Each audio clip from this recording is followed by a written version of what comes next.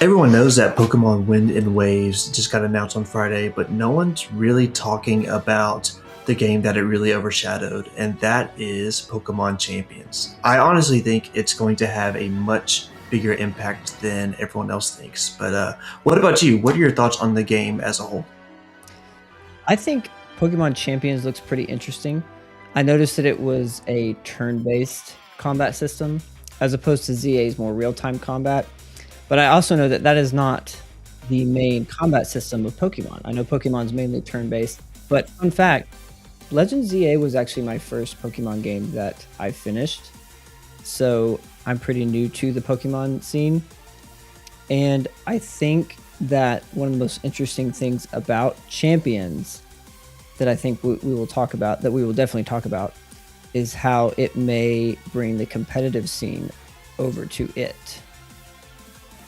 Yeah, no, and I think that's actually the entire plan. So I've been reading on their website, and in 2026, I think it's August. I forget when it is, but the next like tournament, the next competitive like championships for the game for Pokemon is gonna be completely on Champions. So they are leaving Scarlet and Violet behind, and they're transitioning the competitive scene completely to Champions, which is really, really interesting because up until now, the competitive scene was always on like the most recent game. And with those recent games, they had specific rules like, hey, you can't use X, Y, and Z Pokemon, whatever they are, because they're overpowered or they don't work well, for various reasons. So they had different rules and regulations. Now that's completely being added to Pokemon Champions. And from what I understand, it's going to be the plan moving forward just to stick to that game. So, like when Winds and Waves comes out, they're not going to say, okay, competitive scene's now on that. It's going to be completely on Champions, which does a lot for the Pokemon Company. Do we think that they're going to potentially have Winds and Waves be a real-time combat system similar to ZA? Or do we think it's going to be a couple generations before they potentially make that jump? Or do we think turn-based forever? What are your thoughts on that? I think it's still going to be turn based. Okay. So I mean, Pokemon has always been turn based except for ZA, and for the most part, people really liked it. But that is the Pokemon formula. Like the mainline Pokemon series formula is turn based. However, with the competitive scene being moved to champions, that does allow for some extra creativity with the mainline Pokemon series. So, with the two Legends games, we had like some shakeups to the formula. We had in in Legends Arceus, we had like the agile moves and the strong style moves, which I don't remember if you played Arceus. I don't think you did. It a little bit, but not that much. Even though that seems small, a really big shakeup because there has never been a change to the I attack, you attack, I attack, you attack. Right. Yeah. So, and then of course ZA is like real time combat. So, again, I don't think Winds and Waves is going to be real time. I would be very shocked actually if it was. But it does mean that they can play around with the formula more. Mhm. If the competitive scene is in champions and they don't have to worry about like adapting rule sets or anything to whatever new thing they add to Right. the mainline game. So the last several generations have had some type of gimmick. Like it started with Mega Evolution, then we had Z moves, and then we had Terrestrialization. There's been so many. I think whatever the new gimmick is, I think it's really going to shake it up. What that is, I have no idea. That's And for we them. didn't get, yeah, it's it for them to figure out. And I think that's why they intentionally didn't show any battling in the trailer that we got for Winds and Waves Okay. because they're hiding something. They're saving something for a big reveal later this year and say, hey, here's the big new thing that's happening. Um, I don't know. Closer to release, you think? Yeah, closer-ish. It said the games are coming out in 2027, when in 2027. I don't know. My mind always thinks holiday release for Pokemon. I don't know if that's necessarily true. I don't know the release pattern of the games, but I did look up earlier for more recent Pokemon games. It's the February announcement of the generation, and then the holiday release for more recent ones, at least. But, yeah, okay. So, I mean, it could still be the following holiday, but it also could be sooner. Sooner would be nice, of course. But they're definitely seeing that there's not necessarily issue. There's definitely an issue with the graphic side of things, and I think that they've pretty much quelled the fears, if that's the right word, about the graphics. But every game franchise needs to evolve in some way, shape, or form, and I think they realize that. There's always the tried and true formula of any franchise, really, that needs to stick, that needs to be the core of the game. But if it stays the same way forever, and arguably Pokemon's so big, like, I don't think it's ever gonna die. It's way too big to just fizzle out.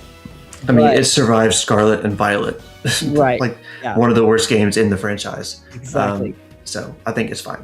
But I do respect the fact that they are like, hey guys, we need to shake something up.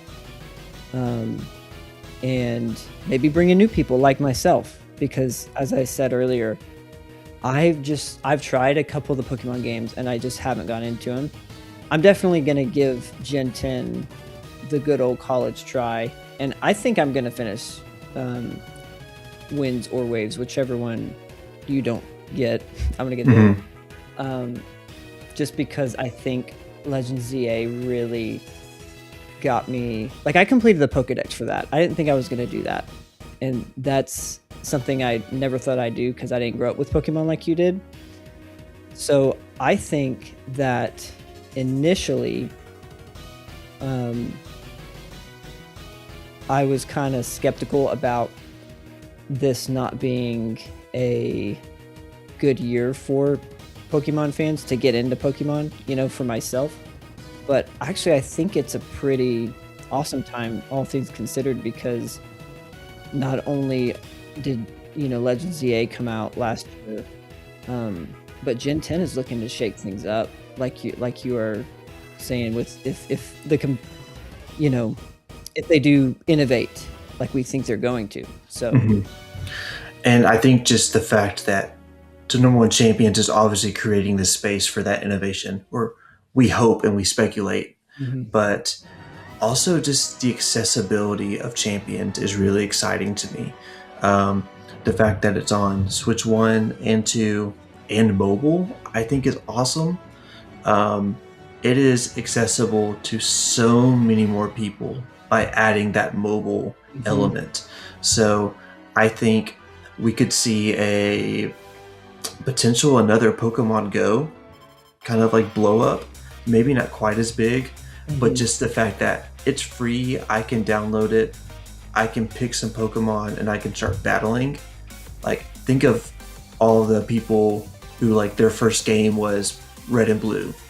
It's like, I can experience that same battling mechanic that I grew up playing now for free on my phone. I don't know. I think it's going to bring in a lot of people.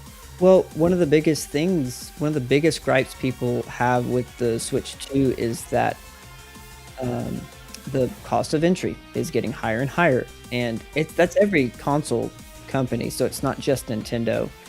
And I don't like that. I don't like when people are negative just toward Nintendo when it's literally they're still the cheapest machine on the market, the cheapest console on the market. But people are they're calling for lower prices and free stuff, and I get it. The economy's trash right now, but there you go. It's free on mobile, low barrier of entry. The thing that made Pokemon, actually, I don't want to say that because I haven't been in the Pokemon scene long enough, but I'm sure something that contributed to the success of Pokemon, at least the video game side, was you got your cheap handheld and your cheap game comparatively to the consoles. Low barrier of entry. It's easy to just pop in and go. You know what I mean? And so, like you were saying with Pokemon Go, you just download it and play. It's, you know, low barrier of entry is the key. Yeah, the hardest barrier of entry for Pokemon Go is you actually have to go touch grass. But but beyond that, I mean, it's free. Of course, there's like in Pokemon Go, there is like a market where you can spend money. It's all kind of pay to win in some ways. Yeah, maybe pay to win, but Champions doesn't look to be that way at all. So I don't know how much you've looked into Champions and like the pay scale and everything. So it's free. Pokemon need to make money. How are they doing that?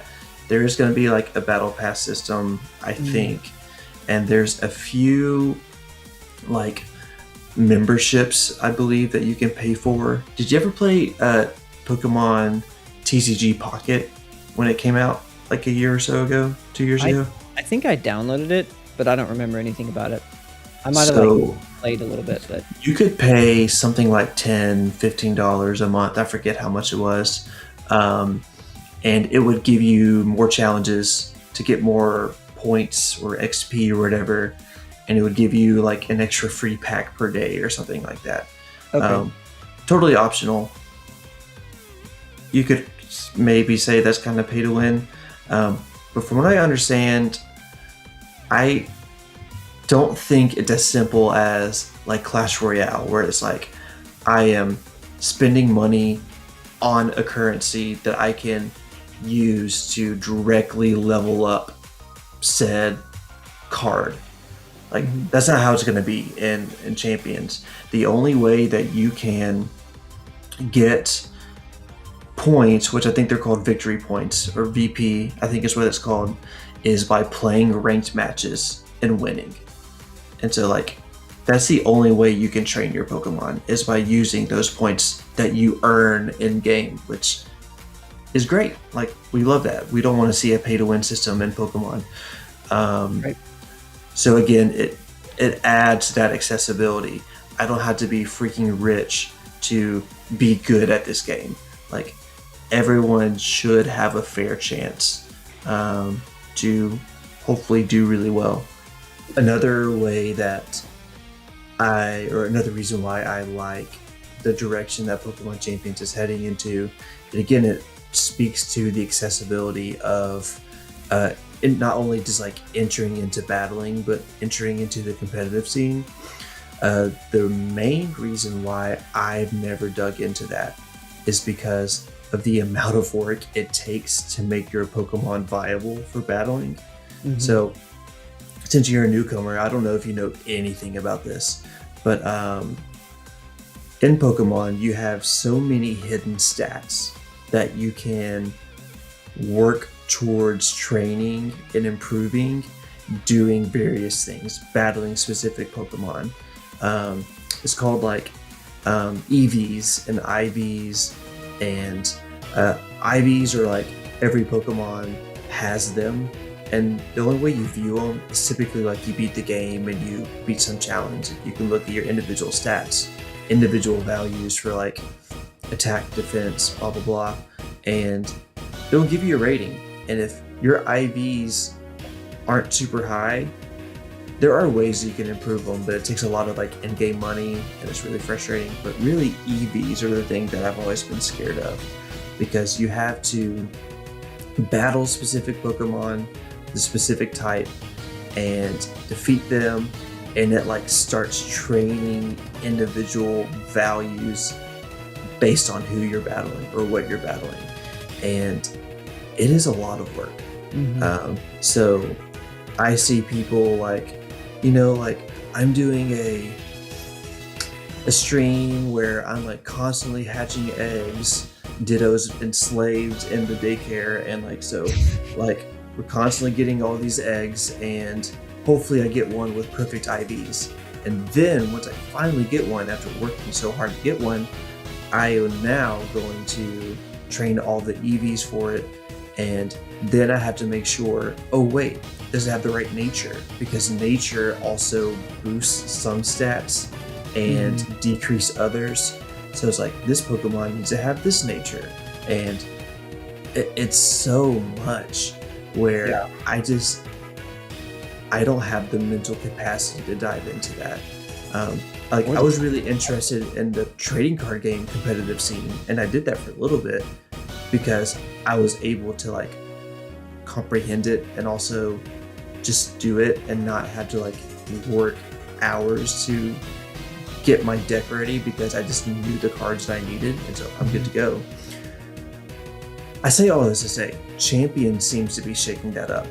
Um, you can use those victory points that we talked about earlier to like train those IVs, those individual values, to like change your Pokemon's nature, to do all these other things that would typically take so much more work.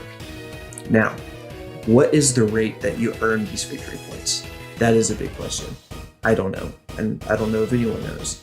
But the fact that it is so straightforward, get good so that you can get better, like I'm okay with that. I'm all Right, for yeah. that. So what that reminds me of the most that I can relate to is Chao Garden in Sonic Adventure 2.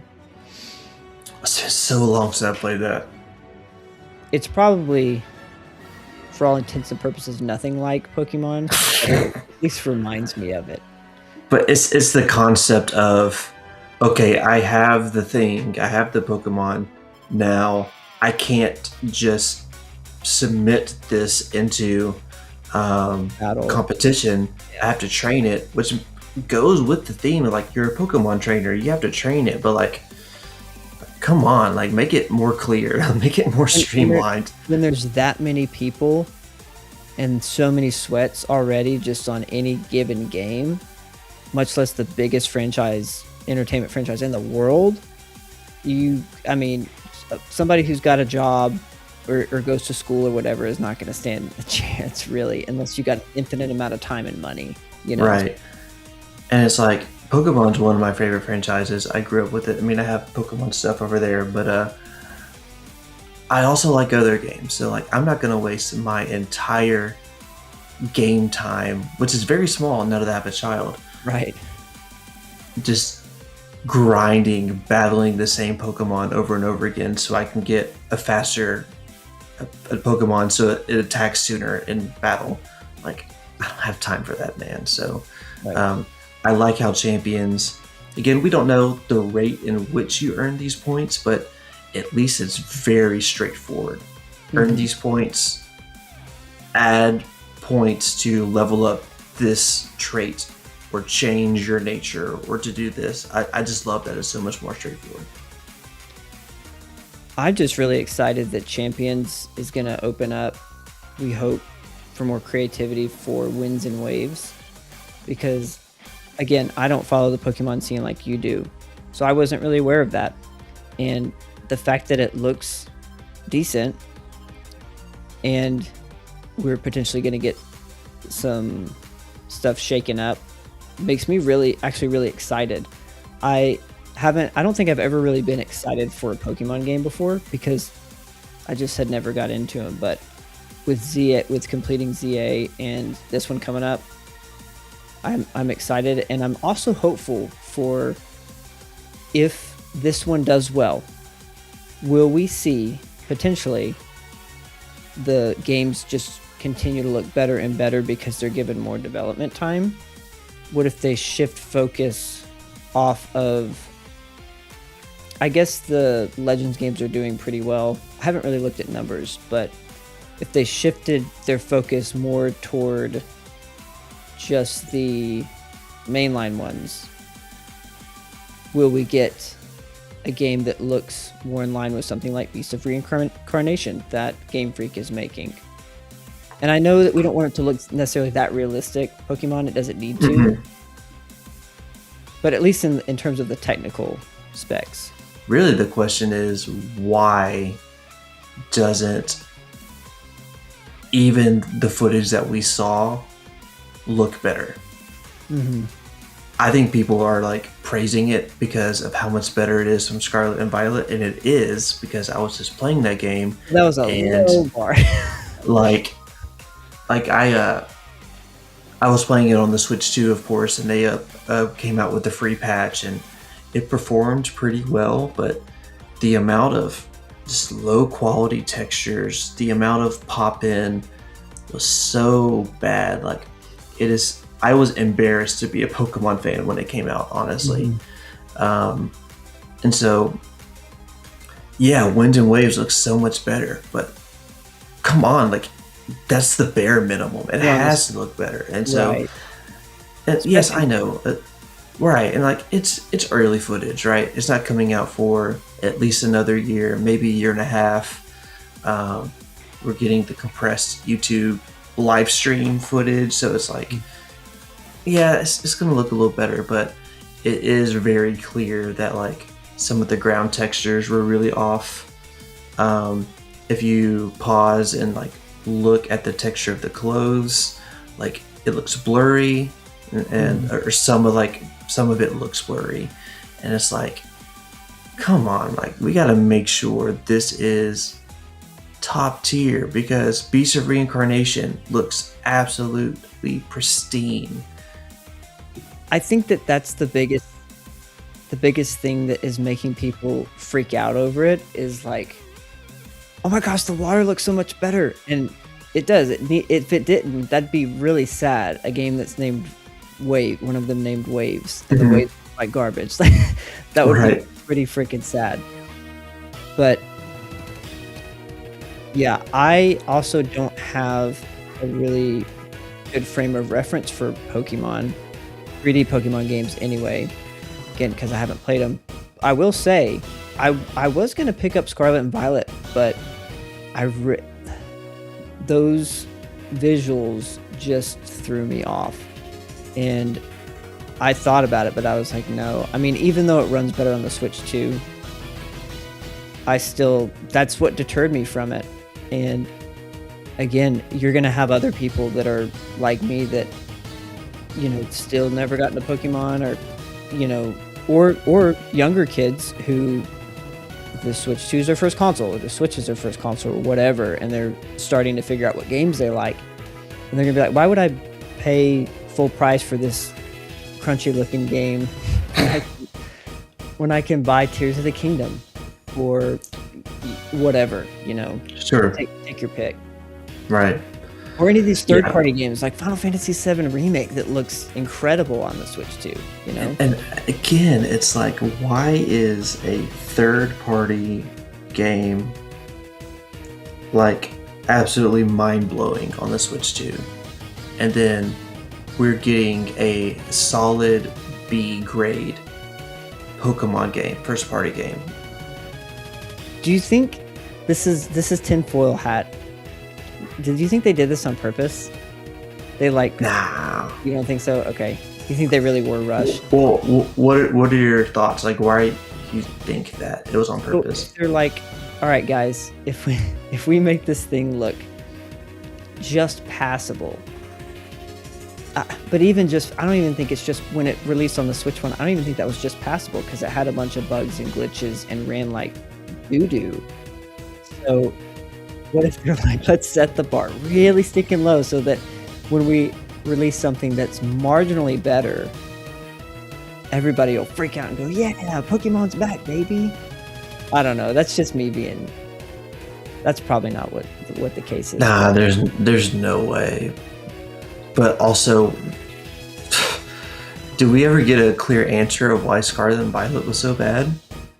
I think it was just like, hey, we're going to fix it periodically. And it took several years and a new console for them to fix it. I don't know. But yeah, it's like these third-party games look insane. You mentioned Final Fantasy, Cyberpunk. I feel like I'm missing a couple. But if I just feel like any first-party Nintendo game needs to be a minimum. And the fact that Pokemon is just like passable, I don't know. It just rubs me the wrong way. I just don't get it. I want them to explain why it is that they can't make Pokemon look like Tears of the Kingdom.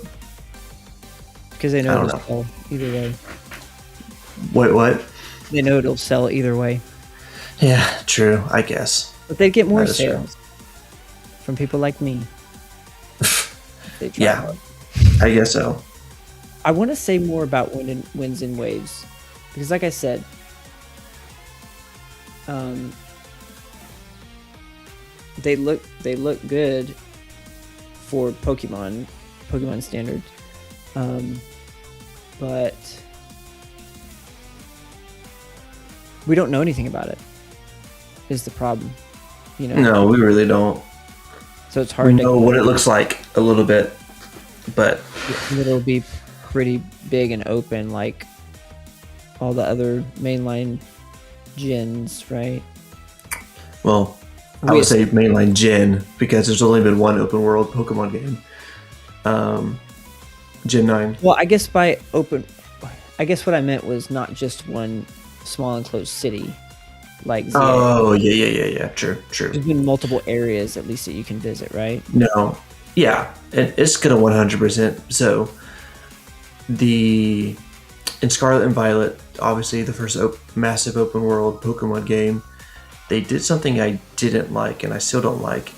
They kind of got rid of Pokemon centers.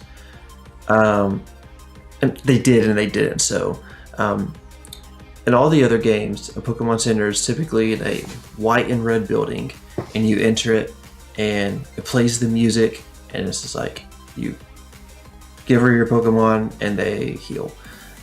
Kind of like Legends ZA, but even more so. Look it up later if you don't know what I'm talking about. But they combine the Pokemon Center, the store, and like a TM, like a move trainer station, all in one, like outdoor kind of like Kiosk. bar service center kiosk. Yeah, and I guess I don't have a real reason to not like it other than nostalgia. Like I miss walking into the buildings. I miss the way they look.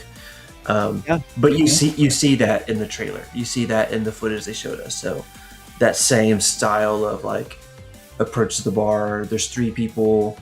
It's open. You don't enter a building. That existed in the trailer. So that tells me that they're continuing with the Scarlet and Violet thing that they established.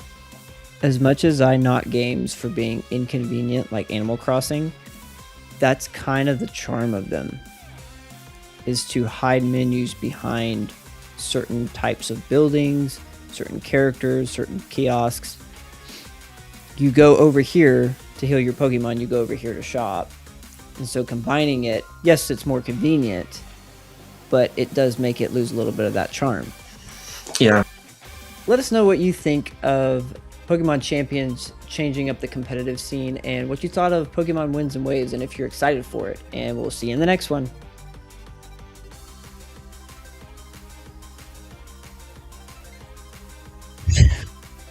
Always gotta flip it off.